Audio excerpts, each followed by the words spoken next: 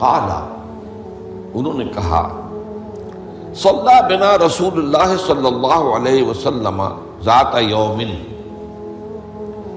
ایک دن حضور نے ہمیں نماز پڑھائی، امامت فرمائی، ثم اقبل علینا بوجہہ، پھر اپنا چہرہ اپنا رخ ہماری طرف کر کے آپ نے گفتگو شروع کی، فوعظنا موعظۃ بلیغۃ، پھر آپ نے ایک ایسا واعظ فرمایا جو بہت ہی دلوں میں اتر جانے والا تھا، بلیغ، بلغ پہنچ جانا، تو گویا کہ وہ ہمارے دلوں میں سرایت کر گیا۔ ذرفت منہ العیون، اس کی تاثیر اس درجے ہوئی کہ ہماری آنکھوں میں آنسو ابل آئے، بہہ پڑی ہماری آنکھیں۔ ووجلت منہ القلوب، اور ہمارے دل جو ہے دہل گئے، لرز گئے۔ فقال رجل، تو عرض کیا ایک شخص نے، یا رسول اللہ، اے اللہ کے رسول صلی اللہ علیہ وسلم، کأن ہذہ موعظۃ مودع، یہ تو ایسا محسوس ہو رہا ہے کہ آپ کا یہ وعظ وداع کرنے والے کا وعظ ہے، یعنی کہ گویا کہ آپ اب ہم سے رخصت ہونے والے ہیں۔ معلوم ہوتا ہے کہ یہ آخری وعظ ہے جو آپ نے ارشاد فرمایا، جس درجے کا بلیغ اور مؤثر وعظ آپ نے، اور دلوں میں کھپ جانے والا، جس سے آنکھوں میں آنسو کے جو دریا بہنے لگے اور دل جو ہے دہل گئے۔ تو کأن ہذہ موعظۃ مودع، وداع کرنے والا، مودع، تو جیسے وہ جاتے ہوئے آخری وقت میں نصیحت کرتا ہے، آپ کی معلوم ہوتا ہے ایسی نصیحت ہے۔ فأوصنا، تو ہمیں ذرا مزید وصیت فرمائیے کہ آپ ہمیں کیا تاکید کر رہے ہیں، اگر یہ واقعی آپ کا اس دنیا سے رخصتی کا وقت قریب آ گیا ہے تو پھر ہمیں وہ باتیں بتائیے کہ جن کی ہمیں سب سے زیادہ ضرورت ہوگی۔ اب یہاں سے حضور کا قول شروع ہو رہا ہے۔ فقال، حضور نے فرمایا، اوصیکم بتقوی اللہ، سب سے پہلے تو میں وصیت کرتا ہوں تمہیں اللہ کا تقوی اختیار کرنے کی۔ تقوی کے معنی بہت مرتبہ بیان ہو چکے، بچنا، اور یہ تقوی ایک دنیا کا ہے، ایک آخرت کا ہے۔ دنیا میں معصیت سے بچنا، گناہوں سے بچنا، اللہ کی نافرمانی سے بچنا، شریعت کے حدود سے تجاوز کرنے سے بچنا، یہ بچنا ہے، بچ کر چلنا۔ جیسے کہ کسی گھنے جنگل میں سے گزرنا پڑے انسان کو، اور وہاں کوئی پگڈنڈی بھی نہیں، کوئی راستہ بنا ہوا نہیں، اونچی اونچی گھاسیں اور درخت ہیں، اور اگر وہ امیزون کا ٹاس ہو یا کانگو کا ٹاس ہو تو درختوں سے لٹکے ہوئے بھی سانپ موجود ہوتے ہیں۔ تو اب ظاہر بات ہے کہ آدمی کس طرح چوکنا ہو کر پھونک پھونک کر قدم رکھے گا، کہیں ایسا نہ ہو کہ کوئی سانپ کنڈلی مارے بیٹھا ہو اور میرا پاؤں اس پر پڑ جائے، یا اور کسی موذی جانور کا کوئی بھٹ ہو، کوئی بل ہو اور اس میں میرا پاؤں پڑ جائے۔ تو یہ بچ کر چلنا کہ لو سانس بھی آہستہ کہ نازک ہے بہت کام، آفاق کی اس کارگہ شیشہ گری کا، ہر سانس کا لحاظ رکھو۔ تو سب سے پہلے تو اوصیکم بتقوی اللہ، نمبر 2 والسمع والطاعۃ، ایک نظم جماعت جو ہے، تمہاری اجتماعیت، صاحب باتیں میرے بات خلافت ہوگی۔ ابھی تو تم میری بات مان رہے ہو، میں اللہ کا رسول بھی ہوں، لیکن اب میرے بعد رسول تو نہیں ہوگا، نبی تو نہیں ہوگا، خلیفہ ہوگا، لیکن اس کے لیے بھی سمع و طاعت، اس کا حکم سننا اور ماننا، تاکہ رکھنے نہ پڑے جماعتی زندگی میں، افتراق نہ ہو۔ اس لیے کہ ظاہر بات ہے کہ United you stand, divided you fall. جب ڈویژن ہو جائے، اختلاف ہو جائے، تو پھر ظاہر بات ہے زوال آ جائے گا، اور یہ ہوا ہے۔ حضرت عثمان رضی اللہ تعالیٰ عنہ کی شہادت کے بعد سے وہ ڈویژن ہو گئی، شیعان عثمان، شیعان علی، اور پھر آپ کو معلوم ہے خانہ جنگی ہوئی۔ حضرت علی رضی اللہ تعالیٰ عنہ کا جو پورا عہد خلافت جو ہے وہ خانہ جنگی کی نظر ہو گیا۔ 1 لاکھ کے قریب مسلمان جو ہے ایک دوسرے کی تلواروں اور تیروں اور نیزوں سے ختم ہو گئے۔ تو ظاہر بات ہے کہ پھر زوال تو شروع ہو ہی جانا تھا۔ فرمایا والسمع والطاعۃ وإن كان عبدا حبشيا، خواہ تمہارا خلیفہ تمہارا امام چاہے ایک حبشی غلام ہو، یہ نہ سمجھنا کہ تم برتر ہو، اعلیٰ ہو، وہ ادنا ہے، وہ گھٹیا ہے، نہیں، حبشی غلام بھی ہو تو فإنه من يعش منكم بعدي فسيرى اختلافا كثيرا، اس لیے کہ تم میں سے جو بھی میرے بعد زندہ رہے گا وہ بہت کثرت کے ساتھ اختلاف دیکھے گا کہ مسلمانوں میں اختلاف ہو جائے۔ اختلاف تو حضرت ابوبکر کے زمانے بھی ہوا، بس بات ہو گئی، اختلاف رائے ہو گیا، پھر فیصلہ ہو گیا، پھر سب عمل کر رہے ہیں۔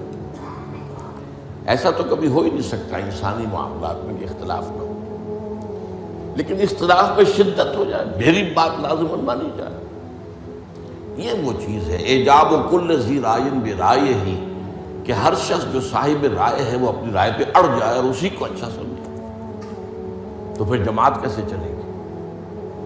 جماعت میں تو ظاہر بات ہے کہ کثر و انکسار کرنا پڑتا ہے، اپنی رائے کو پیچھے ڈالنا پڑتا ہے، امیر کی رائے کو ماننا پڑتا ہے۔ تو فرمایا فَإِنَّهُ مَن يَعْشُ مِنكُم بَعْدِي فَسَيَرَىٰ اخْتِلَافًا كَثِيرًا۔ اب وہ آیا جو اس موضوع سے متعلق ٹکڑا ہے، فَعَلَيْكُمْ بِسُنَّتِي وَسُنَّتِ الْخُلَفَاءِ الرَّاشِدِينَ الْمَهْدِيِّينَ، تو تم پر واجب ہے کہ میری سنت کو پکڑے رکھنا اور میرے خلفائے راشدین کی سنت کو پکڑے رکھنا۔ یہ تاکید، ان کی سنت کو مضبوطی کے ساتھ تھامے رکھنا۔ المہدیین، یہ جو خلفائے راشدین ہوں گے یہ مہدی ہوں گے، مہدیین ہدایت یافتہ ہوں گے۔ تمسکوہا وعضوہا بالنواجذ، دیکھو میری سنت کو اور میرے خلفائے راشدین کی سنت کو اپنے دانتوں سے پکڑ کر رکھو۔ یہ کچلیوں کے دانت جو ہوتے ہیں کسی شے کو پکڑنے کے لیے، درندوں میں آپ کو معلوم ہے یہ لمبی ہوتی ہیں کچلیاں، یہ چونکہ زندہ گوشت کو پھاڑنا ہوتا ہے، زندہ جانور کو یہ کچلیاں ہی ہوتی ہیں جو ان کو پھاڑتی ہیں، یہ آگے کے دانت کی کام نہیں کر سکتے۔ ہمارے ہاں چونکہ اب انسان جو ہے کچا گوشت نہیں کھاتا تو کچلیوں کی اتنی ضرورت نہیں ہے، تو چھوٹی رہنی ہے، نشان تو ہے۔ تو فرمایا عضوا علیہا بالنواجذ، اپنی کچلیوں سے، دانتوں سے اسے پکڑ لو۔ وَإِيَّاكُمْ وَالْمُحْدَثَاتِ الْأُمُورِ، اور دیکھو ہرگز نئے پیدا ہونے والے معاملات کی پیروی نہ کرنا، یہ بدعت ہے۔ میں پچھلی مرتبہ بیان کر چکا ہوں، بدعت اور محدثہ، بدعہ محدثہ یہ ہم معنی الفاظ ہیں۔ وَإِيَّاكُمْ وَالْمُحْدَثَاتِ الْأُمُورِ فَإِنَّ كُلَّ مُحْدَثَةٍ بِدْعَةٌ وَكُلَّ بِدْعَةٍ ضَلَالَةٌ، اس لیے کہ ہر نئی پیدا شدہ چیز بدعت ہے اور ہر بدعت گمراہی ہے۔ میں نے اس اعتبار سے آپ کو یاد ہوگا کہ بدعت کے جو اسباب پیدا ہیں وہ بھی کل پچھلی مرتبہ بیان کیے تھے۔ بدعت کا ایک سبب یہ ہوتا ہے کہ جب دین کا ہمہ گیر تصور سامنے نہیں رہتا، دین کے ہمہ گیر تصور میں عبادات بھی ہیں، معاملات بھی ہیں، اور معاملات کی اہمیت زیادہ ہے۔ معاملات کی کوتاہی کو اللہ معاف نہیں کرے گا، عبادات کی کوتاہی کو اللہ معاف کر دے گا، وہ تو اللہ کے لیے ہے نا۔ تو اللہ تعالیٰ تو بہت معاف فرمانے والا ہے، یہ انسانوں کا حق اللہ کیسے معاف کرے گا؟ آپ نے کسی کا حق مارا ہے تو اس کا حساب کتاب تو ہو کر رہے گا، یا تو آپ کے کچھ برے اعمال، اس کے کچھ برے اعمال، گناہ آپ کے حساب میں آئیں گے، اور یا آپ کی کچھ نیکیاں ہوں گی تو وہ دے دی جائیں گی اس کو جس کا کہ حق آپ نے مارا۔ وہ گیو اینڈ ٹیک وہاں ہوگا، کریڈٹ ڈسکریڈٹ جو ہے وہ ہوگا، کریڈٹ اور ڈیبٹ وہ ہو کر رہے گا۔ اب تیسری چیز اور ہے، عبادات، معاملات، اور سب سے اوپر اللہ کے دین کو غالب کرنے کی جد و جہد۔ یہ ہم نے حضرت معاذ کی حدیث میں پڑھا ہے، وَضَرْبَتِ السَّلَامُ مِنْ الْجِهَادُ فِي سَبِيلِ اللَّهِ۔ اسلام ایک درخت کے مانند ہم نے دیکھا، وہاں حضور نے مثال دی، اس کی جڑ ہے وہ تو ہے شہادت اللہ الہ الا اللہ وان محمد رسول اللہ، ایک تنا ہے اقام الصلاۃ و ایتاء الزکوٰۃ و ضربۃ السلام منہ، اور آپ کو معلوم ہے کہ اصل جو درخت سے مطلوب ہوتا ہے وہ تو اوپر ہوتا ہے۔ ٹھیک ہے، بعض درختوں کی لکڑیاں بھی کام میں آ جاتی ہیں، جلا کے بھی لیتے ہیں یا وہ اس سے فرنیچر بن جاتا ہے، لیکن اصل جو ہے پودا لگایا ہے تو پھول کے لیے، پودا لگا درخت لگایا تو آم کے لیے، وہ کہاں ہوتا ہے؟ وہ تو جڑ میں تو نہیں لگتا، وہ تنے پر نہیں لگتے، وہ تو اوپر۔ تو وہ جو چوٹی ہے وہ جہاد فی سبیل اللہ ہے۔ اب کچھ لوگوں کی زندگی سے یہ جہاد خارج، انہیں تصور ہی نہیں کہ یہ بھی کوئی فرض ہے، باطل کے نظام کے تحت آرام سے رہ رہے، پاؤں پھیلا کر سوتے ہیں، اپنا پروفیشن، اپنا کاروبار، اپنا دھندا، انہیں اس سے غرض ہی نہیں کہ ہو کیا رہا ہے ماحول میں، اللہ کے دین کو کیسے اس کی دھجیاں بکھیری جا رہی ہیں، شریعت کو کیسے پامال کیا جا رہا ہے، دین میں کیسی تبدیلیاں کی جا رہی ہیں، انہیں فکر ہے، تو ادھر سکڑ کر آ گئے۔ اور کچھ لوگ ہیں جو معاملات کو بھی چھوڑ بیٹھے، کاروبار میں تو سود کیا کرے، لینا ہی ہے، دینا ہی ہے، بینک سے روپیہ لیے بغیر کاروبار کیسے بڑھائیں، کارخانہ تو لگانا ہی ہے، تو بینک سے تو قرض لینا ہی ہے، چھوٹے مکان میں کیسے رہوں، بڑی حویلی تو بنانی ہی ہے، وہاں سے جو ہے بینک سے قرضہ لینا ہی ہے، یا اسی طریقے سے اور کا معاملات کے اندر جو ہے وعدہ خلافی ہو رہی ہے، جھوٹ ہے وغیرہ وغیرہ، دھوکہ ہے۔ اب وہ دین سکڑا، ایک حصہ اقامت دین کی جد و جہد خارج از بحث، معاملات اس کے اندر بھی کمی، تو اب سارا جو گاڑھا پن ہے وہ عبادات میں آ گیا۔ میں نے مثال دی تھی آپ کو کہ ایک تشلا ہوتا ہے نا، اس میں پانی بھرا ہوا ہے، 1 انچ اونچا ہے، 2 انچ اونچا ہے، اسی کو آپ کسی جار میں ڈال دیجئے وہ 1 فٹ اونچا ہو جائے گا۔ تو جب آپ نے یہ بیس اس کا تنگ کر دیا، نہ اقامت دین کی جد و جہد رہی اور نہ معاملات کی پیروی رہی، تو سارا زور اب عبادات، ہر سال عمرہ فرما رہے ہیں، کمائی حرام کی ہے۔ کچھ لوگ ہیں بڑے فخر سے کہتے ہیں ہر سال حج کو جاتا ہوں، اور میرا مصلی مقرر ہے پہلی صف کے اندر، وہاں شرطوں کو رشوت دیتے ہیں اور وہ ان کے مصلی محفوظ رکھتے ہیں، سمجھے بڑی نیکی کا کام کر رہے ہیں۔ حالانکہ دیکھیے، میں خاص طور پر آپ کو بتا دوں، حضور صلی اللہ علیہ وسلم نے جو عمرہ قضا تھا صلح حدیبیہ کے بعد ہوا، اس کے بعد کوئی عمرہ نہیں کیا۔ سن 8 ہجری میں مکہ فتح ہو گیا، اس کے بعد تو آپ بادشاہ تھے، اب کون روکنے والا تھا؟ کوئی عمرہ نہیں کیا۔ وہ ساری جد و جہد دین کو غالب کرنے کے لیے ہو رہی ہے، آپ کا سارا وقت اس میں لگا ہوا ہے۔ پھر حج نہیں کیا، سن 8 میں رمضان میں مکہ فتح ہو چکا ہے، آپ حج کر سکتے تھے، سن 9 میں بھی نہیں کیا۔ قافلہ جو ہے حجاج کا وہ بھیج دیا، مدینے سے روانہ کر دیا، حضرت ابوبکر کو امیر الحج پر خود دی گئی۔ صرف ایک حج ہے، وہ آخری حج جسے ہم حجۃ الوداع کہتے ہیں۔ اس سے سمجھنا چاہیے ریشیو پروپورشن دین میں کیا ہے، واٹ از واٹ، کس چیز کی کیا قدر و قیمت ہے، کون سی چیز کتنے درجے میں مطلوب ہے۔ یہ جب جو ہے جیسا کہ میں نے کہا یہ دین کا تصور سکڑے گا تو عبادات، اور یہ عبادات خلوص کے ساتھ ہو رہی ہوں گی، اور ان عبادات کے اندر تشدد بھی ہوگا اپنے اوپر، اور مبالغہ ہوگا، بڑھاتے چلے جائیں گے، اور یہاں تک کہ اس میں بدعات ایجاد ہو جائیں گی۔ اب خاص طور پر شب برات، پندرہویں شب، بہت جو ہے عبادت کر، باقی تو جو کچھ ہوتا ہے اس کو تو چھوڑ دیجیے، آتش بازی ہوتی ہے یا کچھ اور جو ہنگامہ ہوتا ہے، جو جشن ہے، تو کچھ سرے سے دین سے کوئی سروکار ہے ہی نہیں۔ لیکن خاص طور پر اس رات کو مقرر کر لیا، حالانکہ کوئی قوی احادیث موجود نہیں ہے۔ اسی طریقے سے معراج کی شب، وہ ساری چیزیں کیوں ہو رہی ہیں؟ اس لیے کہ عبادات کا جو معاملہ ہے پوری توجہ ان پر مرتکز ہو گئی۔ اچھا، دوسرا مسئلہ کیا ہوتا ہے؟ عبادات میں بھی ایک ہے ان کا ظاہر رسم، ایک ہے باطن روح۔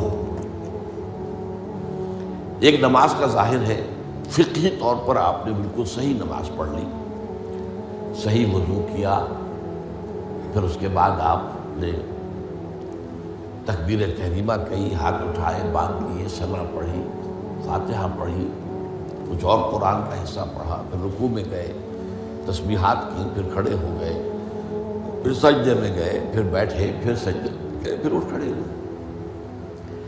یہ جو رسم نماز ہے، اس کی ظاہری شکل، رسم کہتے ہیں ظاہری شکل، رہ گئی رسم ازاں، روح بلالی نہ رہی، فلسفہ رہ گیا، تلقین غزالی نہ رہی۔ اب اگر اسی پر توجہ مرتکز ہو جائے گی تو روح دین کی طرف سے توجہ ہٹ جائے گی۔ اس ظاہر کے بارے میں تو بڑی نیند میخ ہوگی، چھوٹی چھوٹی باتوں کے اوپر اختلاف ہو جائے گا، من دیگرم تو دیگری، یہ کیا کیا تو نے؟ آمین زور سے کہہ دیا، یہ ہماری مسجد میں آیا کیسے تو؟ آئندہ جرأت نہ کرنا، ٹانگیں توڑ دیں گے، یہ کیا رفع دین کر رہے ہو؟ چھوٹی چھوٹی چیزیں،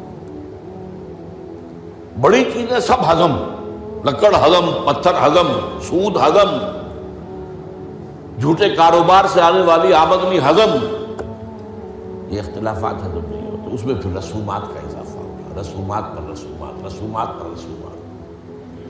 اب اسی کی ایک مثال ہے، شادی بیاہ کے لیے رسمیں کتنی ہو گئی۔ ہم نے تحریک شروع کی، اللہ کا شکر ہے، کچھ چرچا ہے۔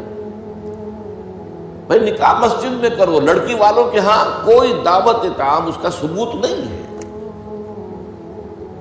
دعوت طعام ایک ہے اور وہ دعوت ولیمہ ہے لڑکے کی طرف سے، اس کا گھر آباد ہوا ہے، وہ اپنی خوشی منائے، سیلیبریٹ کرے اپنے دوستوں، یہ ثابت ہے، اس کی تاکید ہے۔ باب الولیمہ حدیث کی کتابوں کے اندر پورا باب ہے، باقی اور کوئی نہیں۔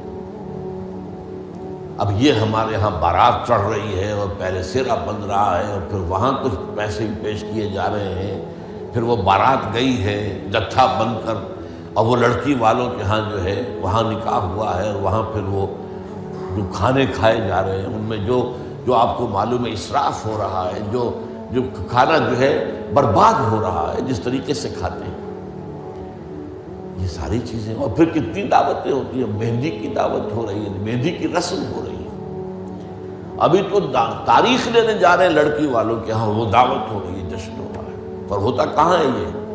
جن لوگوں کی حرام کی کمائی جو ہے، جن کے پاس انبار اس کے ہیں، وہ اپنی دولت کے اظہار کے لیے یہ سارے کام کرتے ہیں، اور اس کا نام تبذیر ہے قرآن مجید کی اصطلاح میں، تبذیر۔ ان المبذرین کانوا اخوان الشیاطین، یہ جو پیسے لٹانے والے ہیں اپنے نام و نمود کے لیے، شہرت کے لیے، دکھاوے کے لیے، یہ شیطانوں کے بھائی ہیں۔ نتیجہ کیا نکلتا ہے؟ آپ کے پاس تو دولت کے انبار تھے، آپ نے کیا، ایک غریب آدمی کی مصیبت ہو گئی، وہ کیا کرے؟ میری بیٹی کیا کہے گی؟ میری شادی پر میرا باپ یہ بھی نہیں کر سکتا۔ وہ کھاتے پورے کرتے ہیں جس طرح بھی ہو، کچھ بھی، کہیں حرام سے کمائیں، کہیں چوری کریں، کہیں ڈاکہ ڈالیں، کہیں رشوتیں لیں، جس کے ہاں چند بیٹیاں ہو جائیں اس کی نیندیں حرام ہو جاتی ہیں۔ جبکہ اسلام کا اصول یہ ہے، شادی میں لڑکی والوں کا ایک پیسہ بھی خرچ نہیں ہونا چاہیے۔ مہر لڑکا دے گا، محفل نکاح میں چھوارے لائے یا کچھ اور لائے، ٹافیاں لائے، کوئی چائے منہ میٹھا کرانے کے لیے لڑکا لائے گا، ولیمہ لڑکا کرے گا، لڑکی والوں کو تو خرچ ہی نہیں، نہ جہیز کا کوئی تصور اسلام میں۔ لیکن ہمارے یہاں سارا معاملہ الٹا ہے۔ تو یہ ہے اصل میں جو اسباب ہوتے ہیں۔ اس میں میں نے ایک چیز آپ کو اور بتائی تھی، جہاں کوئی بدعت آئے گی وہاں سے کوئی سنت غائب ہو جائے گی۔ حدیث سنانے سے رہ گئی تھی، ما احدث قوم بدعۃ الا رفع مثلها من السنت، رواہ احمد رحمہ اللہ۔ کوئی قوم بھی کوئی بدعت ایجاد نہیں کرتی مگر یہ کہ اس کی جگہ سے رب رب کر دے بڈھے ہو گئے اتے ملا پنڈت سارے، رب دا کھوج کھرا نہ لبا اتے نہ کیتے بئی نظارے۔